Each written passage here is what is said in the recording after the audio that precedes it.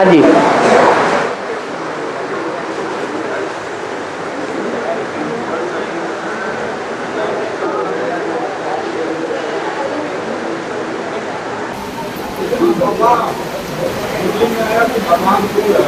है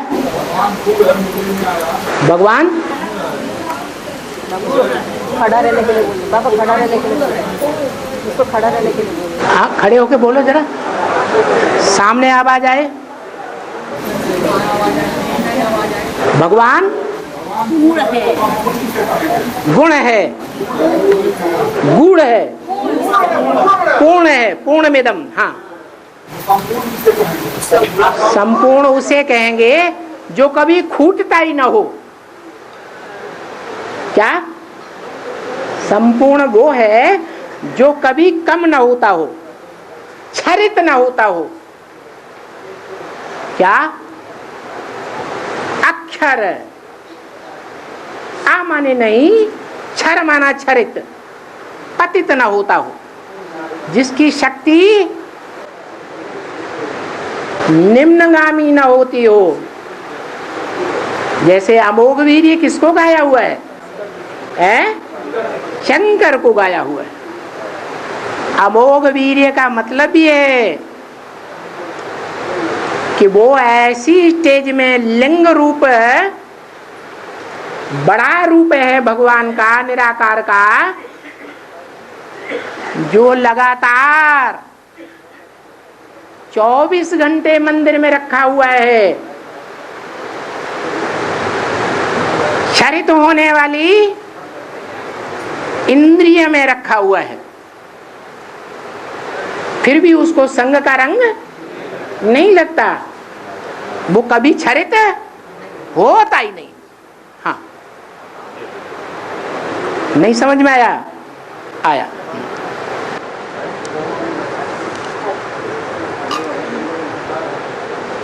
और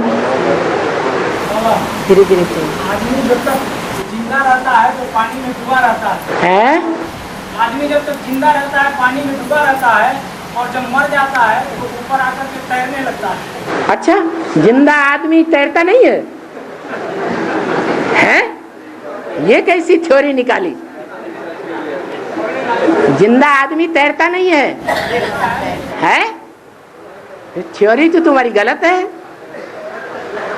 सोच समझ के बताओ। हाँ, और हाँ, बाबा भट्टी करने के बाद जो जन्म होता है, वो इसके साथ जो भी घटनाएं घटती हैं वो सब 84 जन्म में सब उसी तरह घटनाएं घटती हैं। हाँ, यहाँ सूक्ष्म में, शॉर्ट में शूटिंग होती है, और वहाँ ब्रॉड में ड्रामा चलता है। जैसे फिल्माई जाती है तो थोड़े समय फिल्माई जाती है, और जब कंप्लीट फिल्म बन जाती है तो वर्षों वो फिल्म चलती रहती है। ऐसे ही ये रिकॉर्डिंग है, जन्म जन्मांतर की रिकॉर्डिंग हो रही है। कोई के चेहरे राक्षसी बन रहे हैं, फालतू की लड़ाई झगड़ा, दंगा फसाद, और कोई की शूटिंग अच्छी बन रही है। देवताई चेहरा तैयार हो रहा है। न देवताएं आपस में लड़ते झगड़ते हैं, न पांडव आपस में लड़ते झगड़ते हैं। शॉर्ट में शूटिंग होती है। ये मन के संकल्पों की बात है। क्या कर्मेंद्रियों से शूटिंग होती है या मन के वाइब्रेशन से शूटिंग होती है? मन के वाइब्रेशन से शूटिंग होती है। अच्छे वाइब्रेशन है तो अच्छी शूटिंग होगी, नेगेटिव वाइब्रेशन है, बुरे वाइब्रेशन है तो बुरी शूटिंग होती है। दुखदाई वाइब्रेशन है तो दुख की दुनिया की शूटिंग होती है, सुखदाई वाइब्रेशन है तो सुख की दुनिया की शूटिंग होती है। इसलिए बाबा ने तो बता ही दिया, ये सारा संगम युग मौजों का युग है। अब बताओ, मौजों का युग है? दुखी नहीं होता कोई है? अरे ये जो संगम युग चल रहा है उसमें दुखी होते हैं या नहीं होते हैं? होते हैं। फिर बाबा ने झूठ बोल दिया क्या है? अरे बाबा झूठा या सच्चा? कहा तो जाता है गॉड इज ट्रुथ, सत्य को ही भगवान कहा जाता है और सत्य एक होता है, सत्य दो चार नहीं होते हैं। सत्य जो है वो अटल होता है, असत्य झूठा भाग जाने वाला होता है। तो बताओ भगवान झूठा है कि सच्चा है?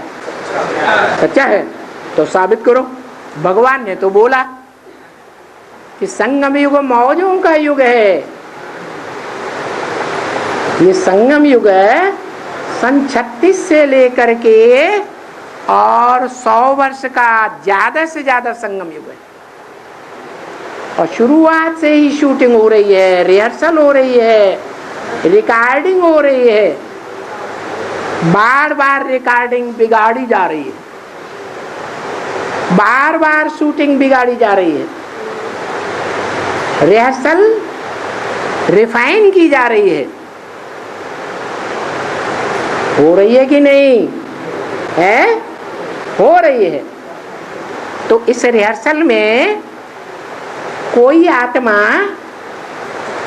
सदाकाल मौजों में रह सकती है या नहीं रह सकती है? सोच समझ के बोलो। है याद ज्ञान होगा तो होगी। अच्छा यज्ञ के आदि में ज्ञान नहीं था? पूरा ज्ञान नहीं था है? तो क्या हुआ? माना पूरा ज्ञान नहीं था तो रिजल्ट क्या हुआ? कौन? रामबली आत्मा। अच्छा और तुम पास हो गए और सारी आत्माएं पास हो गई। उस समय जितने भी ब्राह्मण थे वो फाइनल परीक्षा में पास हो गए और रामबली आत्मा फेल हो गई। वाह भाई बाबा है। बाबा ने बोला कि त्रिमूर्ति में एक मूर्ति ऐसी है जिसकी लाश भी गुम कर दी। यज्ञ के आदि में सुना कि नहीं सुना? वो किसकी लाश थी? है? हाँ जी, वो लाश जो गुम हो गई तो जरूर हत्या हुई होगी ना, है? और लाश को गुम कर दिया। जिसकी हत्या की जाती है उसकी लाश को लोग गुम करते हैं या जो अपनी मौत मरता है उसकी लाश को गुम करते हैं? हैं? हत्या हुई। अब बताओ जिसकी हत्या होती है या जो हत्या करता है या हत्या जैसे जघन्य अपराध करता है वो आत्माएं ज्ञानी कही जाएंगी या अज्ञानी कही जाएंगी? है? अज्ञानी आत्माएं हैं दूसरे धर्म की। वो दूसरे धर्म की अज्ञानी आत्माएं पूरा ज्ञान नहीं उठाती हैं। पूरा ज्ञान न उठाने के कारण ज्ञान के आधार पर अपनी मेंटलिटी को सेट नहीं कर सकती है, अपनी मेंटलिटी को सुख में ही नहीं बना सकती। नहीं तो बाबा ने तो मुरली में बोला है तुम बच्चों की हर समस्या का समाधान मुरली से मिल सकता है। और बाप जो भी बात करते हैं वो बात करना मुरली नहीं है क्या? वो भी मुरली है। गीता में भी आया है परिप्रश्नेन सेवया, प्रश्न उत्तर करके भगवान की बात को समझना चाहिए। तो देखो इतनी मनुष्य आत्माएं हैं भगवान से पढ़ाई पढ़ने वाली। अगर क्लास में स्टूडेंट्स नंबरवार हैं सब फेल हो जाएं और एक स्टूडेंट फर्स्ट क्लास नंबरों से पास हो जाए, तो टीचर ने पढ़ाया या नहीं पढ़ाया? पढ़ाया। ऐसे ही है, यज्ञ के आदि में हत्या जरूर हुई। जैसे युद्धों में हत्याएं कहेंगे या वीरगति कहेंगे? हैं? अरे जो विरोधी सेना का वॉरियर है वो तलवार मार के सर कलम कर देता है ना, तो हत्या नहीं की? है? हत्या की या नहीं की? हत्या की। हत्या तब कही जाएगी जब जिसको तलवार मार करके सर अलग किया गया उसकी बुद्धि में गंदा भाव हो, क्योंकि भाव प्रधान विश्व रचि राखा। जो युद्ध करने वाले होते हैं, अगर उनकी बुद्धि में ये भाव है कि हम देश की रक्षा के लिए मर रहे हैं, देश की रक्षा के लिए लड़ रहे हैं, तो ये भाव गलत है या अच्छा है? अच्छा है। तो अंत समय में अगर ये भाव आया तो वो आत्मा भूत प्रेत बननी चाहिए, दुर्गति होनी चाहिए या नहीं होनी चाहिए? है? नहीं होनी चाहिए। ऐसे ही है, जिसका लाश गुम कर दिया गया वो अपनी भावना से नहीं टला। दुनिया में जितने भी विरोधी थे, सबसे पहला विरोधी कौन बना? भूल गए? यज्ञ के आदि से ही स्थापना के साथ विनाश ज्वाला भी प्रज्वलित हुई। निमित्त कौन बने? ब्रह्मा। अब एक लड़ेगा तो दूसरे को बचाव तो करना ही पड़ेगा, बाप, और बीच में घुस पड़े ब्राह्मण बच्चे। तो यज्ञ के आदि में ही जब धोबी घाट की बात को लेकर के बाहर की दुनिया में यज्ञ के अंदर की और धर्मों की जो जड़ें बैठी हुई थी, उन जड़ों और बीज रूप आत्माओं ने बाहर की दुनिया में वितंडावाद फैला दिया कि यहाँ ऐसा धोबी घाट चलता है। तो दुनिया वाले भड़केंगे या रह जाएंगे? भड़के। और सिंध हैदराबाद के बड़े बड़े लोगों की कन्याएं और माताएं, बड़े बड़े साहूकारों की उस यज्ञ में आना जाना करती थी, सरेंडर होकर के रह रही थी। वो सब जोर से भड़क उठे।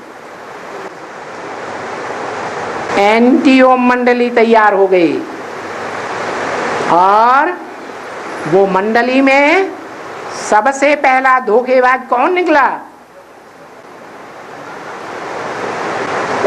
किसी घर की, घर परिवार की घरवाली ही अगर विरोधी बन जाए तो बड़ा झगड़ा होगा या छोटा झगड़ा होगा? ये जब वितंडावाद चारों तरफ दुनिया में फैल गया और भयंकर वाइब्रेशन बनने लगे, तो ब्रह्मा बाबा चुपचाप छोड़ छाड़ करके भाग गए। किसी को पता नहीं चला कहाँ चले गए। बाद में पता चला कराची में थे। तो देखो, घर की धरित्री अगर अच्छी है तो घर कुटुंब क्या बन जाता है?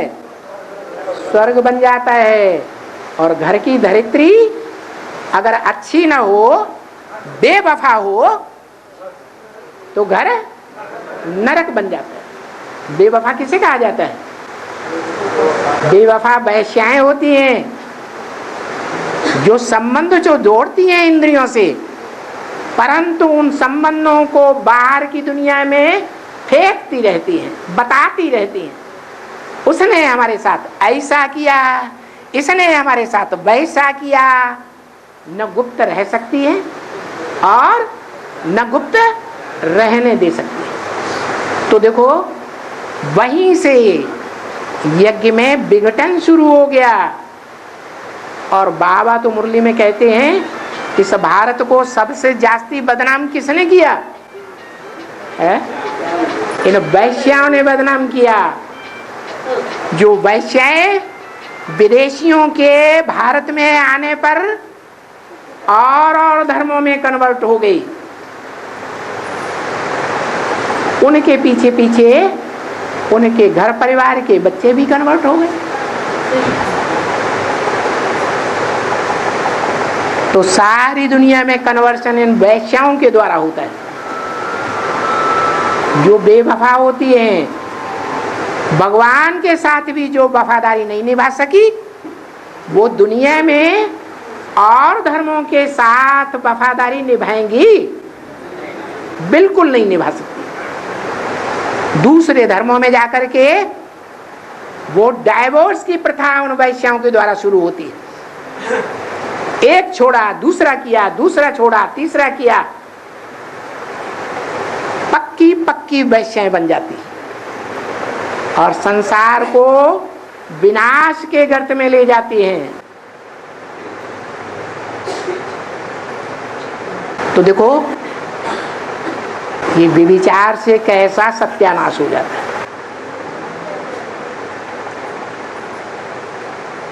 उन विचार फैलाने वालियों का भी कोई बाप दुनिया में होगा या नहीं होगा? अरे कोई बीज रूप बाप आत्मा होनी चाहिए कि नहीं होनी चाहिए? हैं? होनी चाहिए। वो बीज रूप आत्मा का पार्ट भी उसी हीरो पार्टधारी को बजाना पड़ता है। परंतु अंतर ये है कि वो इस विश्व को सर तक ले जाने से नहीं रोक पाती। आत्मा भ्रष्ट बन जाती है और योग बल के द्वारा शंकर वाली आत्मा क्या करती है? उस विषय विकार को मस्तक तक नहीं जाने देती। कहाँ रुक जाता है? गले में ही रुक जाता है। गले की जो वाणी है ना,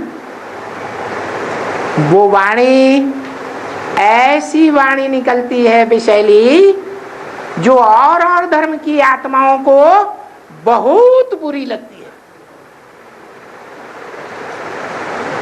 जो सूर्यवंशी आत्माएं हैं उनको अच्छी लगती है। तो देख लो ब्राह्मणों की दुनिया में शूटिंग हो रही है कि नहीं है? जो एडवांस में आकर के माता पिता दोनों के बच्चे बन रहे हैं, प्रवृत्ति मार्ग के बच्चे बन रहे हैं, वो उस वाणी को बहुत प्यार से सुनते हैं, समझते हैं, चलते हैं। और कौन नहीं सुनना चाहते? सुनने से मना भी करते हैं। समझना तो दूर की बात। कौन है ब्राह्मणों की दुनिया में? है? जोर से बोलो। हाँ, वो न सुनते हैं न दूसरों को सुनने देते हैं, क्योंकि वो पक्के पक्के वो चंद्रवंशी त्रेता युग वाले, वो द्वापर युग शुरू होने पर, द्वैतवादी दुनिया शुरू होने पर दूसरे धर्म में कन्वर्ट होते हैं, कच्ची आत्माएं होने के कारण। और वो कन्वर्ट होने वाली आत्माएं इस्लाम धर्म की ही होती है। इस्लाम धर्म वाले जो पक्के होंगे वो कभी भी दूसरे धर्म की बातें, दूसरे धर्म संप्रदाय की, दूसरे धर्म ग्रंथ को नहीं छूते हैं। शूटिंग कहाँ होती है? यहाँ ब्राह्मणों की दुनिया में शूटिंग हो रही है। न खुद ज्ञान लेते हैं न दूसरों को लेने देते हैं। उनका धर्म स्थल ही ऐसा बन जाता है जिसका नाम मिस जिद कहा जाता है। कैसी मिस रूपी कुमारी? जो बड़ी जिद्दी है। ऐसी जिद्दी रूपी कुमारी नाम की कुमार का उसकी यादगार में वो विघ्नों की दीवार बनाई जाती है। कहाँ है? मस्जिद में।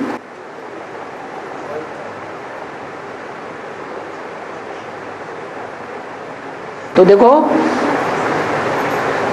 आज भी ढेर की ढेर तादाद में भी केस हैं दुनिया में, लेकिन उनको पूरा पूरा प्रतिबंध है। क्या? कि न बाप को जानना है और न बाप की बातों को सुनना है। बाप तो निराकार है, वो निराकार आकर के सिर्फ है अल्लाह मियाँ ने ये फरमाया, अल्लाह मियाँ ने वो फरमाया। अरे फरमाया क्या? आकाश से? आकाश से आवाज आई? अरे फरमाया तो कोई तन में आके फरमाता है ना। फरमाना माने बोलना, लेकिन क्या बोल के ही चला जाता है? जैसे और धर्म पिताएं दुनिया में आते हैं, आया राम गया राम, तो ऐसे ही ब्रह्मा ने किया क्या? कुछ करके गया है? कहते हैं नहीं, ब्रह्मा कुछ नहीं करते, वो तो बेहद का गांधी है, कहता है राम राज्य आएगा, राम राज्य लाऊंगा, कर कुछ नहीं पाते। और ही क्या आ जाता है? राम राज्य की जगह रावण राज्य आ जाता है। वो रावण राज्य जो आता है वो माँ की कमजोरियों की वजह से आता है। वो माँ की कमजोरी क्या है?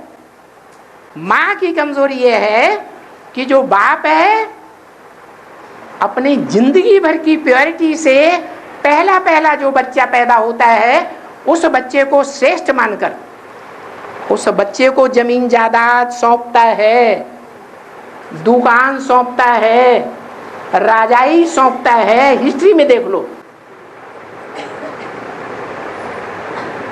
भगवान ने जो कार्य किया उसी को मनुष्य फॉलो करते चले आ रहे। राजाओं ने अपने बड़े बच्चे को राजाई दी, लेकिन ब्रह्मा ने क्या किया है? वो बड़े बच्चे को पहचाना ही नहीं, यज्ञ के आदि से ही नहीं पहचाना, क्योंकि ब्रह्मा तो बड़े साहूकार थे, हीरों के व्यापारी, और उनका जो भागीदार था वो तो गरीब छोटी सी दुकान रखने वाला था, उसकी बिक्री ही नहीं होती थी। जैसे झूठे हीरों के बाजार में कोई सच्चे हीरे की छोटी सी दुकान लेकर के बैठे तो लोग क्या समझेंगे?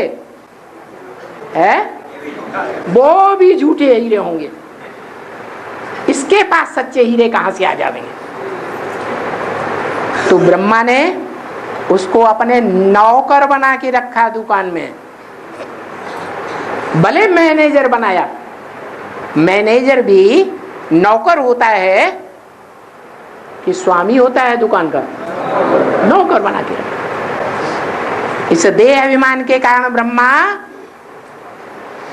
उस व्यक्ति को पहचान नहीं सके जिसमें भगवान ने आकर के उनके साक्षात्कारों का क्लैरिफिकेशन दे दिया और नई दुनिया का बीज डाल दिया सच्चाई के आधार पर, ज्ञान का बीज डाला। तो न समझने के कारण ब्रह्मा ने उसको वैल्यू नहीं दी। अगर ये जानता होता यही भगवान का प्रैक्टिकल रूप है तो वो ब्रह्मा जैसी आत्मा भावनावादी कभी भी छोड़ करके नहीं भागते। छोड़ के भागी और फिर बाद में जब उस भागीदार ने शरीर छोड़ दिया तो यज्ञ में फिर से आ गई और ओम मंडली नाम बदल करके ब्रह्मा कुमारी ईश्वरी विश्वविद्यालय नाम रख दिया। उस विद्यालय में वो ही ब्राह्मण आने लगे जिन ब्राह्मणों ने द्वापर युग से हिंदू बन करके दूसरे दूसरे धर्मों में कन्वर्ट होकर के भारत को बदनाम किया था, भारत को धोखा दिया था। ढेर की ढेर आत्माएं, अच्छी से अच्छी नहीं कहेंगे उनको, उनको बाप का फॉलोअर कहेंगे या माँ का फॉलोअर कहेंगे? बाप का फॉलोअर, माँ का फॉलोअर कहेंगे। मानना चाहिए माँ और बाप दोनों को, लेकिन माँ को फॉलो किया क्योंकि माँ मृदुल भाषी होती है, माँ बच्चों के प्रति मिठास वाली होती है। कैसा भी गंदे से गंदा, लुच्चा, लफंगा, चोर, डकैत जैसा बच्चा भी क्यों न हो, उसको भी अपनी गोद में नजदीक रखना चाहेगी या दूर भगाने चाहेगी? नजदीक रखना चाहती। ये कमजोरी है मोह की। ये मोह की कमजोरी होने के कारण बाबा भी वाणी में कहते हैं, माताओं ने अगर मोह पर विजय प्राप्त कर ली तो समझो उनकी पढ़ाई पूरी हो गई। और ये कार्य ब्रह्मा मृत्यु पर्यंत तक नहीं कर सके। जिस बहेलिये ने उनके बुद्धि रूपी पांव में तीखी तीखी बातें कह के, तीखे तीखे कार्य करके, विरोधी कार्य करके उनको दुख दे दिया, पांव बुद्धि रूपी घायल कर दिया, उसको एक शब्द भी नहीं बोला, हार्ट फेल हो गया और सहन कर लिया और चले गए। तो बताओ कमजोरी कहां से शुरू हुई है? माता से शुरू हुई या पिता से शुरू हुई? माता से शुरू हुई। और उसका लाभ किसको मिला? माता का जो बड़े से बड़ा बच्चा है, सृष्टि का पहला पत्ता, उसको लाभ मिल गया कि जितने भी कन्वर्ट होने वाले थे ब्राह्मणों में हिंदू बन करके, उन सब ने उस कृष्ण उर्फ ब्रह्मा दादा लेखराज को विशेष प्रोत्साहन दे दिया और उसको ही अगुआ बना दिया। बाप को पहचानने की जरूरत ही नहीं समझी। कैसे? जैसे ब्रह्मा की शरीर छोड़ने के बाद ऐसे ऐसे बड़े बड़े महारथी दीदी दादी दादाएं निकले जिन्होंने ये घोषित कर दिया कि त्रिमूर्ति में असली पार्ट जो है प्रैक्टिकल साकार में वो 3 दादियों का है। कुमारका दादी का पोस्टर छपा, ऊपर चित्र लग दिया, बीच में जानकी दादी का और नीचे गुलजार दादी का चित्र लगा दिया। ये त्रिमूर्ति जो है वो सारी दुनिया को स्वर्ग बनाएगी। ब्रह्मा भले स्वर्ग नहीं बना पाया, ब्रह्मा साकार में गीता का भगवान जरूर है, लेकिन गीता का भगवान पापी कलयुग की स्थापना कर देता है। लेकिन भगवान के रूप में अगर कार्य करने वाले हम हैं, प्रैक्टिकल में स्वर्ग बनाने वाली दुनिया को, वो हम हैं। ये किसने कहा? किसने कहा है? धृतराष्ट्र के पुत्रों ने कहा, दुर्योधन दुशासनों ने कहा, जो दुष्ट युद्ध करते हैं, दुष्ट शासन करते हैं, उन्होंने कहा कि हम स्वर्ग बनाने वाले हम हैं। धृतराष्ट्र क्या करता था? है। धृत माने धारण कर लिया, धर लिया। राष्ट्र माने धन संपत्ति, जिन्होंने सारी धन संपत्ति को अपनी मुट्ठी में कर लिया। किसने कर लिया है? यज्ञ के अंदर वो कौन है जिसने यज्ञ की सारी सत्ता को, ज्ञान योग की सारी सत्ता को, सद्गुणों को, सारी सेवा का भार अपनी मुट्ठी में ले लिया? कौन था? है? उससे पहले कोई नहीं है। जब ब्रह्मा कुमारी ईश्वरीय विश्वविद्यालय की स्थापना की गई तो मुखिया कौन था? है? कौन था? प्रजापिता था। है? जगदीश भाई था उस समय। अरे ब्रह्मा कुमारी विद्यालय का नाम किसने रखा? अरे विश्वकिशन रखा, ब्रह्मा ने रखा। जो ब्रह्मा और ब्रह्मा के पुत्र होते हैं सितारे के रूप में, वो ब्रह्मा चंद्रमा के रहते रहते अपना नाम बाला करते हैं, अपनी रोशनी बिखेरते हैं, या ब्रह्मा का नाम बाला करते हैं? ब्रह्मा का नाम बाला करते हैं। बाला किया, ब्रह्मा का नाम डुबो दिया या बाला किया? डुबो देते हैं। और सूर्य के जो बच्चे होते हैं सितारे, वो दिन में क्या करते हैं? अपनी रोशनी को सूर्य की रोशनी में मर्ज कर देते हैं। उनके फॉलोअर आज भी भारत में देखे जा रहे हैं, जो अपने बाप का नाम लिखते हैं फर्म में, बाप का नाम देते हैं, फिर लिखते हैं एंड सन्स कंपनी। बच्चों का नाम देते हैं? देते हैं? नहीं देते, बाप का नाम लिखते हैं। तो देखो गीता में भी यही बात, मम वर्तमान वर्तन्ते मनुष्यापार्थ सर्वस। जो मनुष्य हैं, श्रेष्ठ आत्माएं हैं, वो मेरे रास्ते का अनुगमन करती हैं। तो आज भी वो परंपरा चली आ रही है। वो ब्रह्मा के द्वारा यज्ञ के आदि से ही ज्ञान की सत्ता, योग की सत्ता, धारणा की सत्ता, और धारणा तो दुनिया के गुरुओं में ज्यादा देखी जाती है या गृहस्थियों में ज्यादा देखी जाती है? धारणा प्योरिटी की धारणा है। प्योरिटी की धारणा गृहस्थियों में ज्यादा देखी जाती है या गुरुओं में ज्यादा देखी जाती है? सन्यासियों में।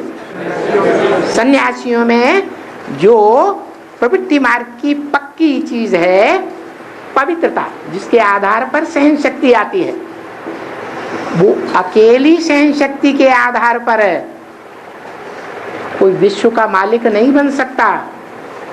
अगर बन सके होते तो सन्यासी बन जाते, विश्व के मालिक, सारे विश्व को कंट्रोल करते।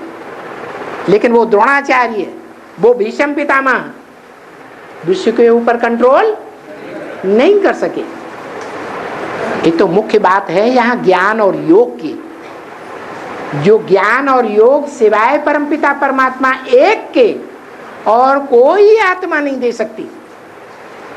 वो ज्ञान योग की शक्ति जो है वो भगवान आकर के देता है, और उसी शक्ति से विश्व की बादशाही स्थापन होती है। तो ब्रह्मा के द्वारा यज्ञ में धृतराष्ट्र का कार्य किया गया।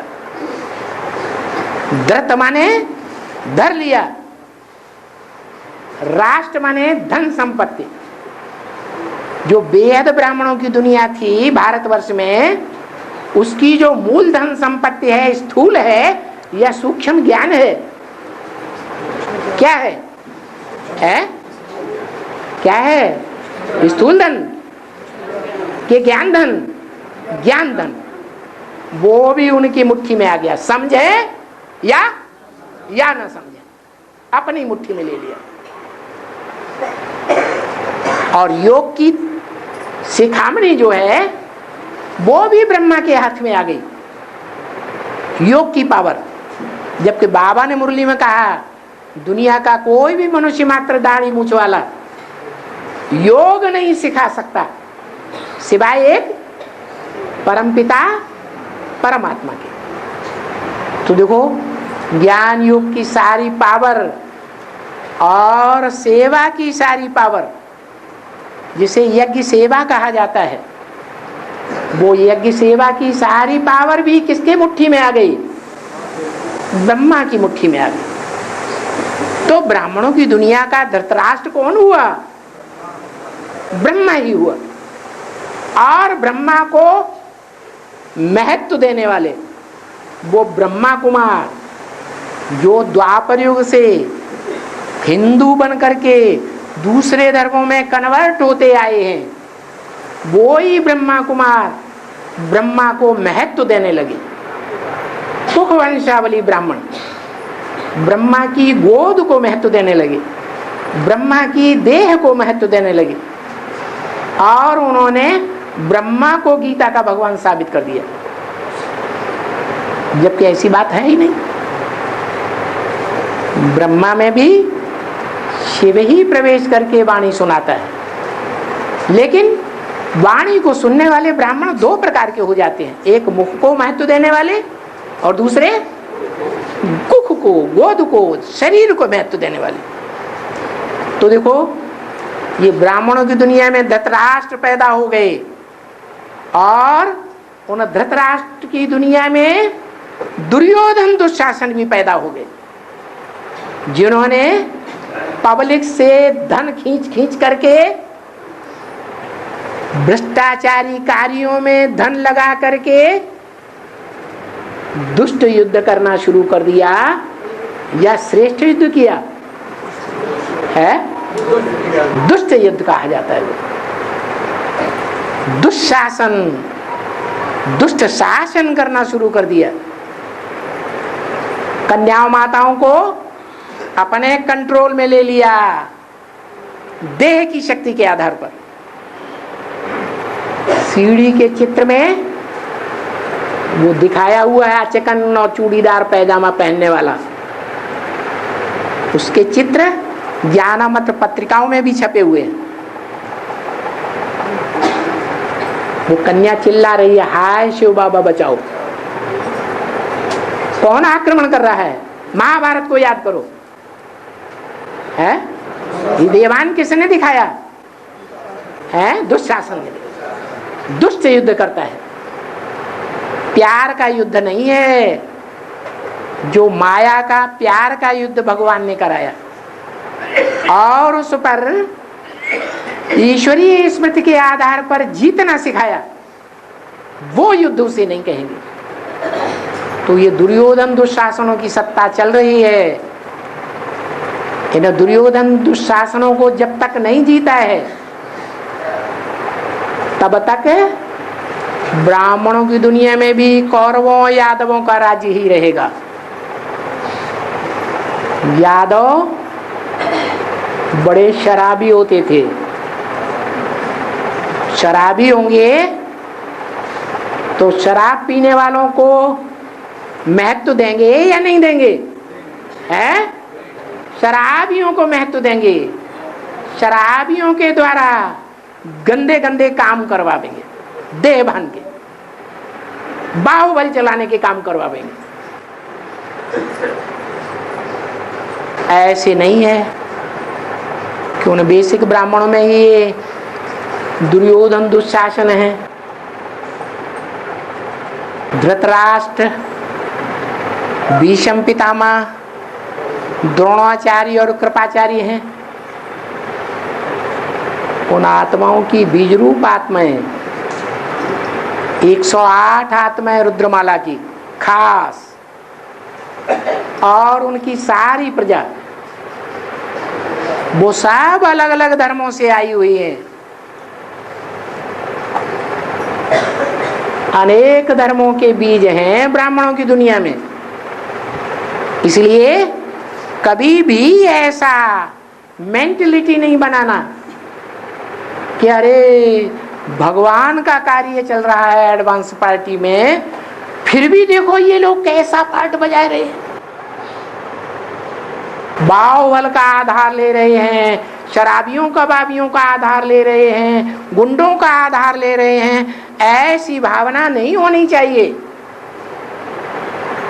हमको ज्ञान में चलने वाले व्यक्तियों को देखना है या भगवान को देखना है, भगवान की वाणी को देखना है या परचिंतन करना है। ये सब परचिंतन की बातें हैं, हमें स्वचिंतन करना है। पहले स्व का सुधार, पहले घर का सुधार, फिर पर का सुधार। स्वधर्मे निधनम से या परधर्मो भयावह।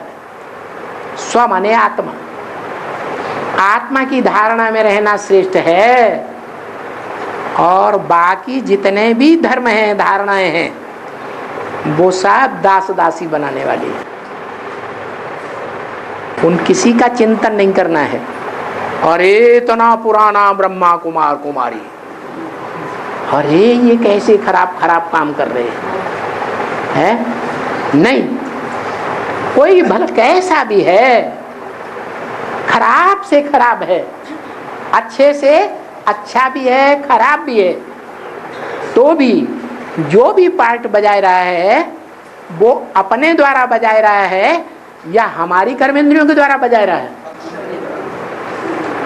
तो उसकी इंद्रियां जो ग्लानि कर रहा है, मुख से कानों से ग्लानि सुनने सुनाने का काम कर रहा है, हाथों से मारपीट करने का काम कर रहा है, या कर्म इंद्रियों से भ्रष्ट काम कर रहा है, तो उसे देखना नहीं है, वो परचिंतन है, पर देह है, स्व आत्मा है, उसकी आत्मा को देखना है। जैसे भगवान बाप कहते हैं मैं तुम बच्चों की आत्मा को देखता हूं, और आत्मा ने भी जो सत्व प्रधान सतयुग में पार्ट बजाया है आदि में, वो देखता हूं। अभी वर्तमान तमो प्रधान पार्ट तुम्हारा भगवान नहीं देखता है। तो हमें भी क्या करना है, हमें भी बाप का बच्चा बनना है। इसलिए सदैव समझना है कि हम सिर्फ कुछ गंदा देखते हैं, सुनते हैं, तो हम भगवान की 1000 आंखों में से एक हैं, हम भगवान की 1000 भुजाओं में से एक हैं। जो गीता में कहा है अनेक बाहु दरवट्ट नेत्रम, भगवान को अनेक भुजाएं हैं, अनेक आंखें हैं, अनेक मुख हैं। तो वो कौन है? भगवान तो निराकार है, उसको आंखें कहां से आई? कौन बनते हैं आंखें? हैं? हम बच्चे बनते हैं। जो कुछ देखते हैं बुरा, वो सारा ऊपर बाप के पास पहुंचाते हैं। तो आंखें हुए ना भगवान की, निराकार की आंखें हैं या साकार की आंखें? साकार की आंखें। साकार आत्मा तो भ्रष्ट हो जाती है अंतिम जन्म में, तमो प्रधान बन जाती है। उस तमो प्रधान में मैं आकर के दुनिया को सतो प्रधान बनाता हूं। और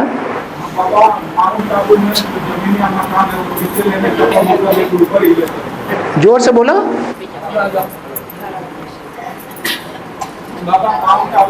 हाँ, मकान या जमीन लेने का परमिशन है, वो ऊपर ले सकते हैं, नीचे लेने का परमिशन है तो नीचे ले सकते हैं कि ऊपर ले सकते हैं। बाबा ने बोला मंडप में जो जमीन है, एक आदमी की बात पूरी होने दो, सुन लिया। बाबा ने बोला कि सारी दुनिया पर प्रकृति का तांडव नृत्य होगा। माया तो युद्ध करती ही है, लेकिन माया मायापति भगवान के जो बच्चे हैं पहचानने वाले भगवान को, उनके सामने तंग आ जाती है, परेशान हो जाती है, और परेशान होकर के वो प्रकृति से हाथ मिलाती है। प्र माने प्रकृष्ट, कृति माने रचना, जो भगवान की प्रकृष्ट रचना है। भगवान पार्टधारी ने जिस रचना में सभी इंद्रियों की ताकत लगा करके, एड़ी चोटी की ताकत लगा करके उसको इतना पावरफुल बनाया है, किसको? माया को नहीं, प्रकृति को। माया की बात, माया तो त्रस्त हो गई बच्चों से, माया बच्चों से तंग आ गई। जब तंग आ गई तो हॉस्पिटल में कई दिन पड़ी रही, कोमा में, आखिरी शरीर छोड़ दिया। फिर बताया उस मायावी आत्मा ने, जो माया बाप की बेटी है, उसने प्रकृति से हाथ मिला लिया। प्रकृति पति भी भगवान है, तो भगवान ने माया को ज्यादा पावरफुल बनाया या प्रकृति को ज्यादा पावरफुल बनाया है? प्रकृति को ज्यादा पावरफुल बनाया। क्यों? क्योंकि प्रकृति में इतनी ताकत है कि सारे संसार का विनाश करा देती है।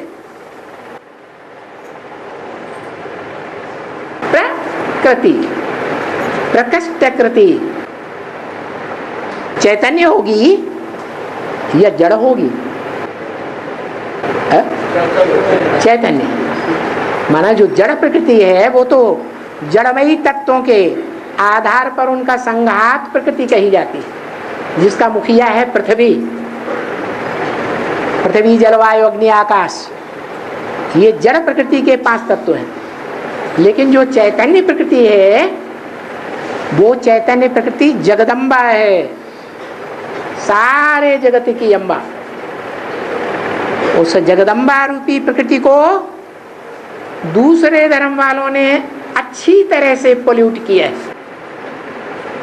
जब तक वो प्रकृति देवताओं के संसर्ग संपर्क में रहती है तो श्रेष्ठ रहती है, सुखदाई रहती है या दुखदाई रहती है? सुखदाई रहती है। और जैसे ही ये दूसरे धर्म के धर्मपिताएं और उनके फॉलोअर्स आत्माएं आना शुरू होती हैं तो प्रकृति तामसी बनने लगती है संग के रंग से, और वही प्रकृति इतनी खूंखार बन जाती है जो अति तामसी रूप धारण करके सारे संसार के विनाश के निमित्त बनती है, भूकंप लाती है। उस भूकंप में दुनिया की जो बड़ी बड़ी बिल्डिंगें हैं, 2-4 मंजिलों से लेकर के सैकड़ों मंजिल की ऊंची ऊंची मंजिलें बनाई दी हैं, वो सारी धराशायी हो जाती है। लेकिन माउंट आबू एक ऐसा पहाड़ है जहां प्रकृति का तांडव नृत्य असर नहीं कर पाता। शुरुआत के आक्रमणों में असर नहीं करता है, छोटे मोटे आक्रमण होते रहते हैं, असर नहीं करता। लेकिन जब चतुर्थ विश्व युद्ध होता है 5-7 रोजों का, तो वो प्रकृति भी इतना विकराल रूप धारण करती है कि वो माउंट आबू का पहाड़ जो एक ही ग्रेनाइट पत्थर से बना हुआ है, वो सारा ध्वस्त हो जाता है। तो बताओ, दुनिया में मनुष्य आत्माओं की सबसे जास्ती सेफ्टी सबसे लंबे समय तक कहाँ होगी? माउंट आबू पर हो। ऑल इंडिया की जो प्रॉपर्टी है वो सस्ती होती जा रही है, प्रॉपर्टी की कीमत गिरती जा रही है। अकाल पड़ेगा, बाबा ने बोला है, विनाश होने से पहले। तो अकाल में सारे भारत की प्रॉपर्टीज और ज्यादा गिर जाएगी। लेकिन माउंट आबू की प्रॉपर्टी कॉस्टली होती जाएगी, कॉस्टली होती जा रही है या सस्ती हो जाएगी? है? जैसे जैसे दुनिया में आवाज फैलती जाएगी